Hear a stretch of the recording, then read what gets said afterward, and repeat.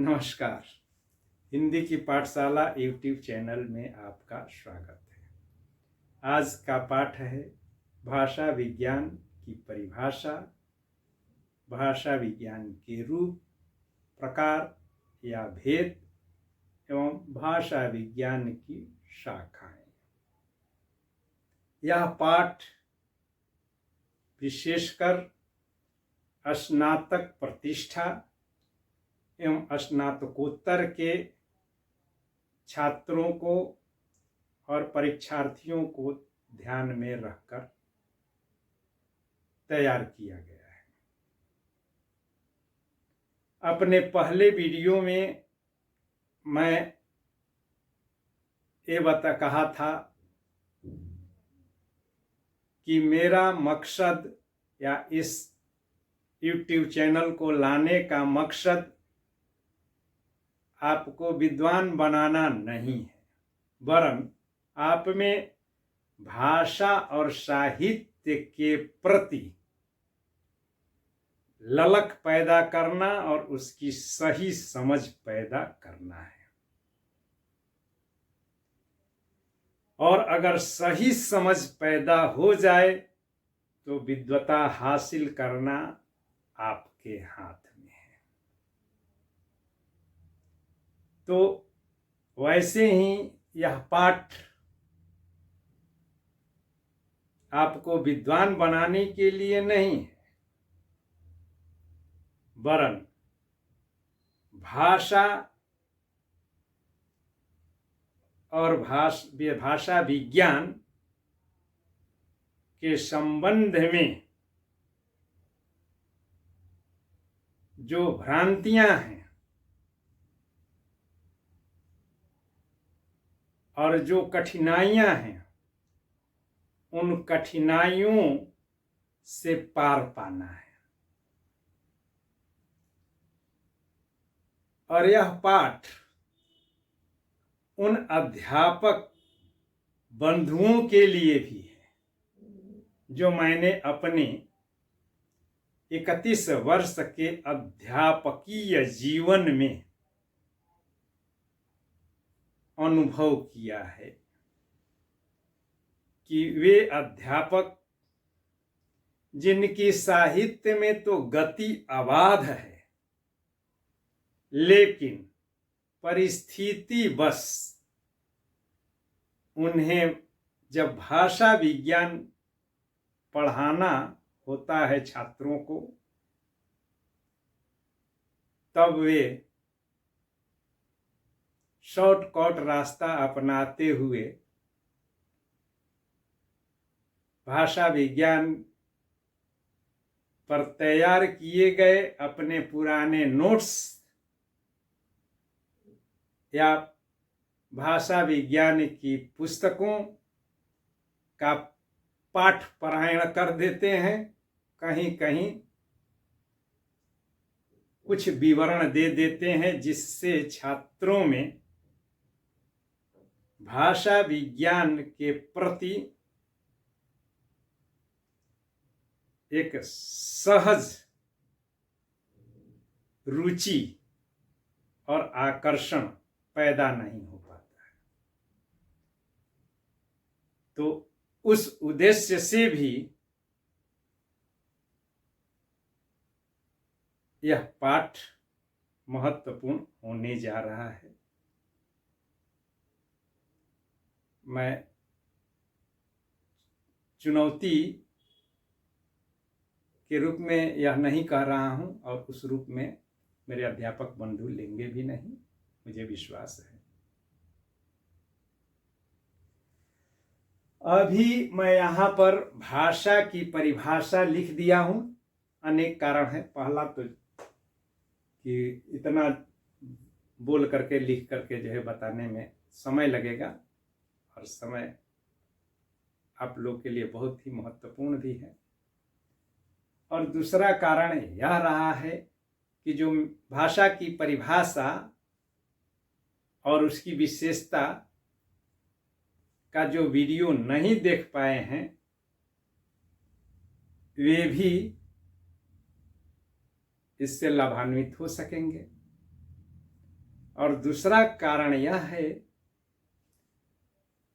कि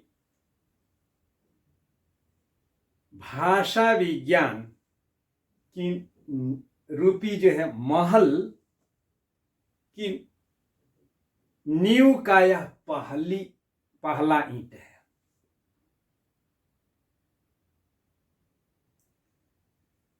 और पूरा भाषा विज्ञान भाषा की इसी परिभाषा रूपी ईंट पर ईंट रखकर तैयार होगा, हम लोग देखेंगे।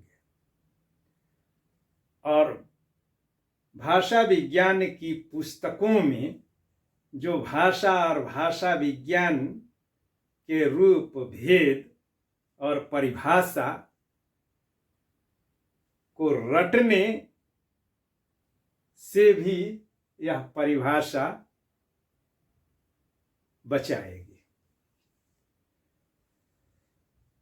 तो भाषा की परिभाषा के दौरान हम लोगों ने यह पढ़ा था कि समुदाय भाषा जो है समुदाय विशेष के लिए होती है, समर्थ होती है, भावाभिव्यक्ति के लिए होती है, वाग् यंत्रों से निःसृत होती है, यादृच्छिक होती है और सार्थक होती है, ध्वनिक होती है।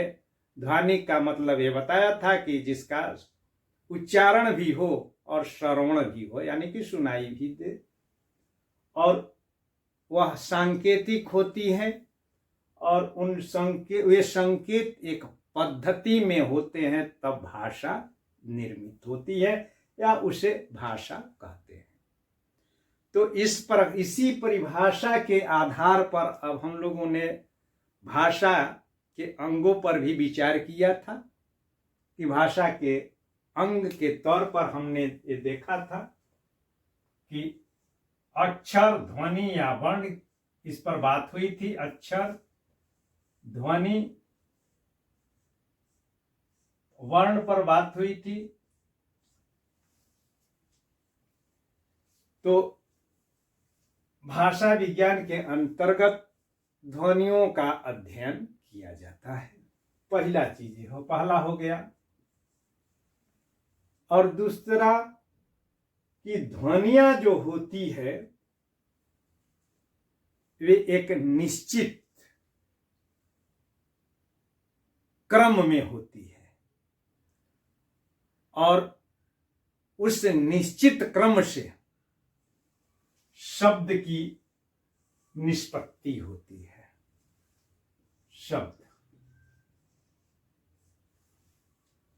और चूंकि शब्द का वाक्य में प्रयोग नहीं होता है, वाक्य में प्रयोग हो जाने के बाद शब्द पद बन जाता है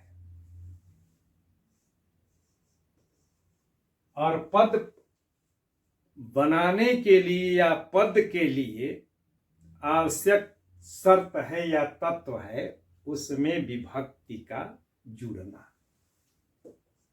यानी कि शब्द प्लस विभक्ति तब जो हो जाता है पद। और पद को एक जब निश्चित क्रम देते हैं जिससे हमारे भाव या विचार जब एक सार्थक भाव या विचार श्रोता के अंतःकरण तक कान के माध्यम से दिमाग तक पहुंचा करके उसे क्रिया प्रतिक्रिया करने के लिए तैयार कर देते हैं, तो वह वाक्य बनता है।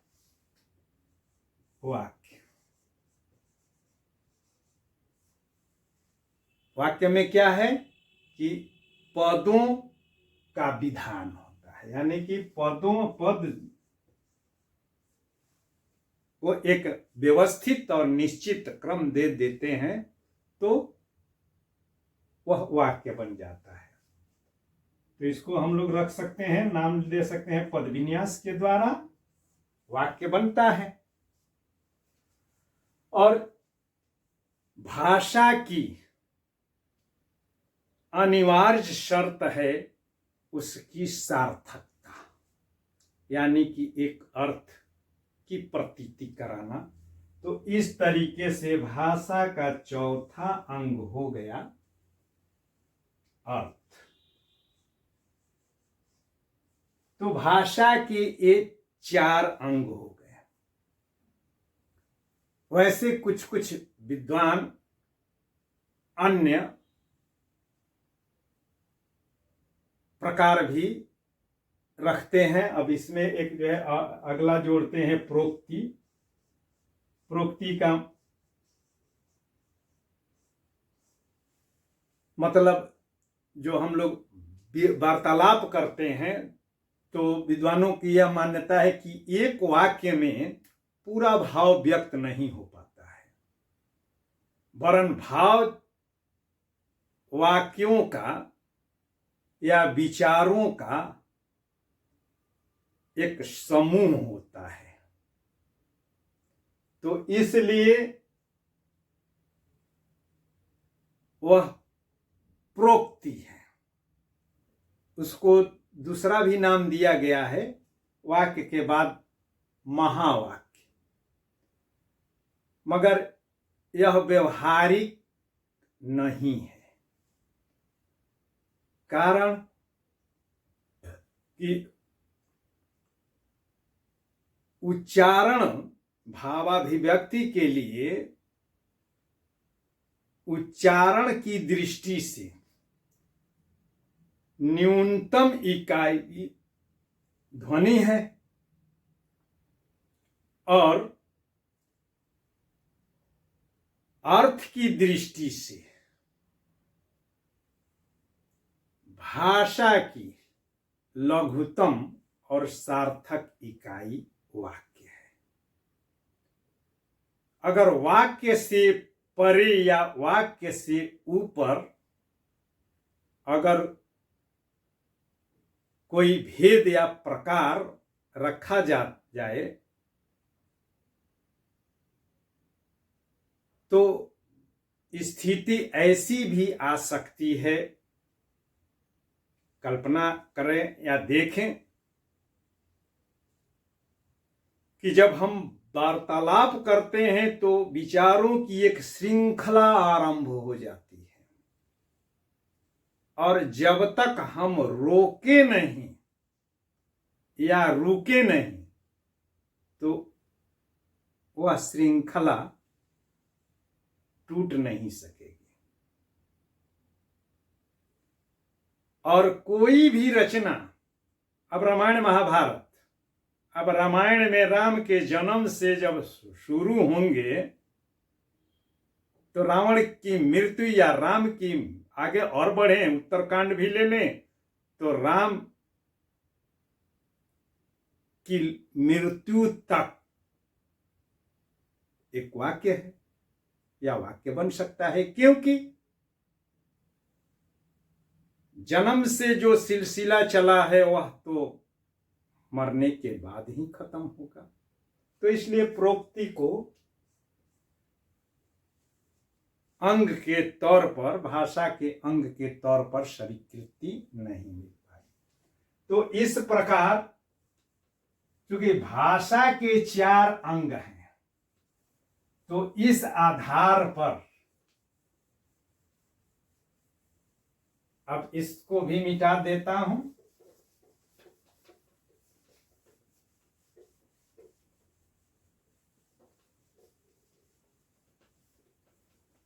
भाषा के 4 अंग हैं।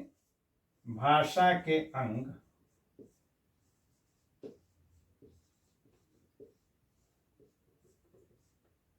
चार अंग हो गए। ध्वनि, पद, वाक्य और चौथा हो गया अर्थ।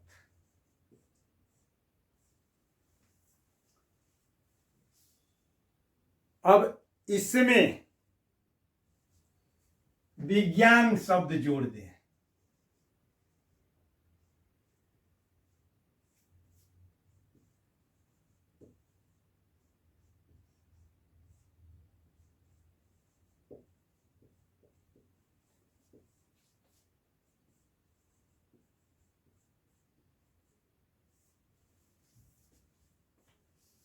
तो भाषा के अध्ययन यानी कि खंड खंड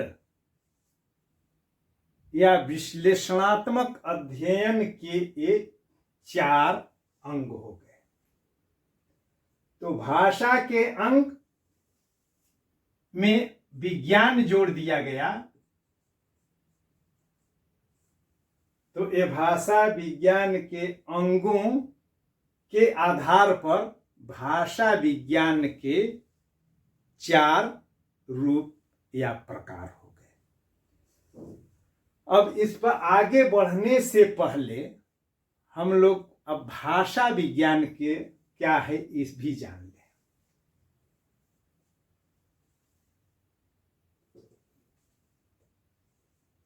भाषा विज्ञान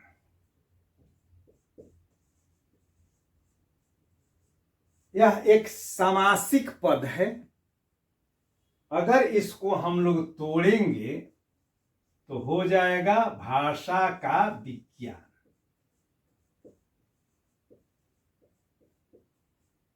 सरल अर्थ में समझ कहें तो भाषा का विज्ञान